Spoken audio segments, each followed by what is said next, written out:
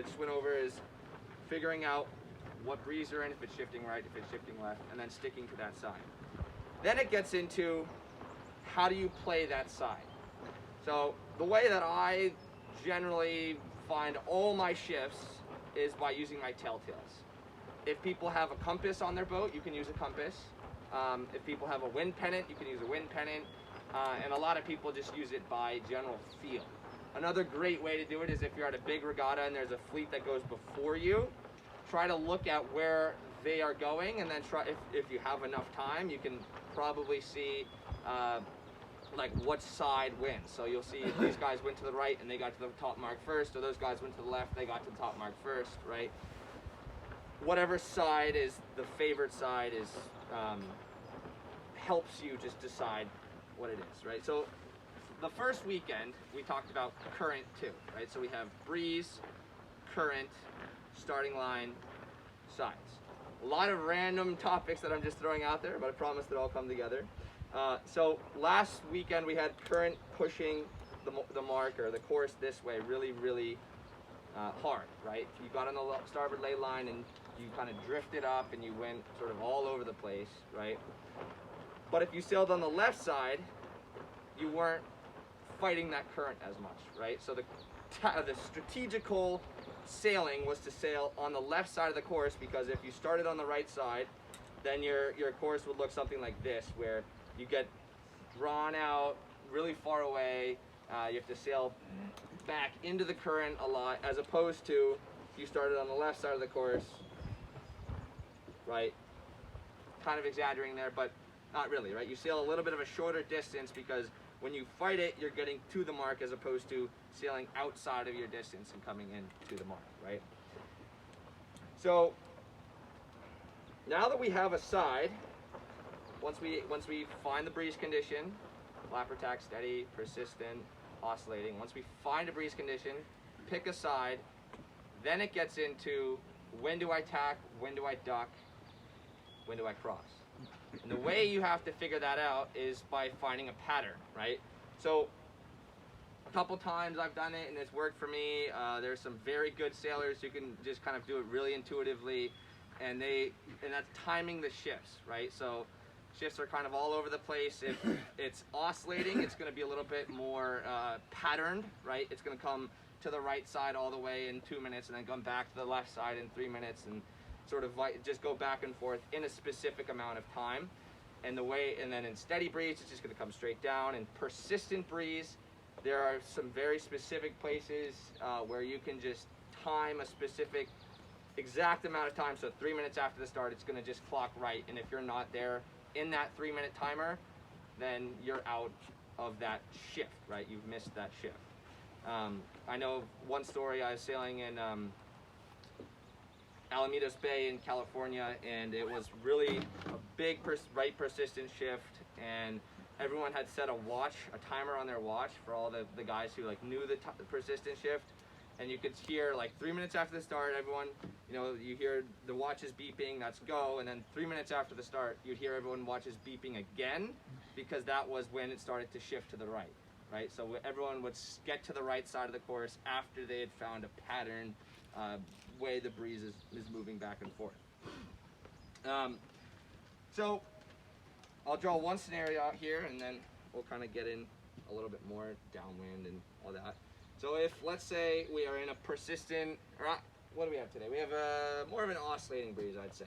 So we have an oscillating breeze, meaning that it's going to shift all the way to one side, then come all the way back to the other side.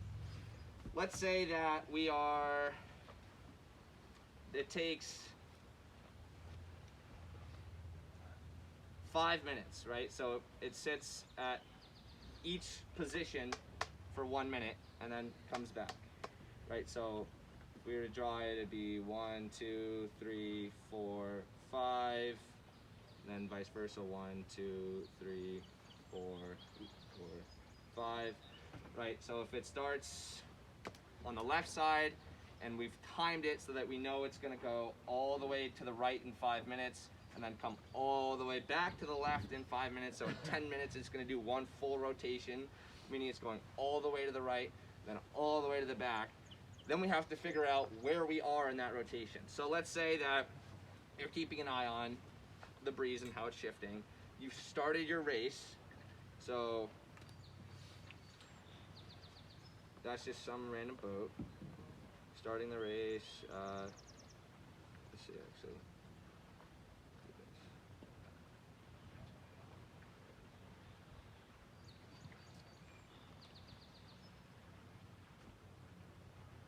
Okay, so you started at the pin. You're gonna be this colored in boat on the far left side of the course here.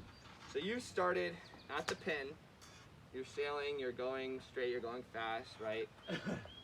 What would be your plan if, let's say, it's at this breeze point, right, and it's starting to shift to the right side of the course?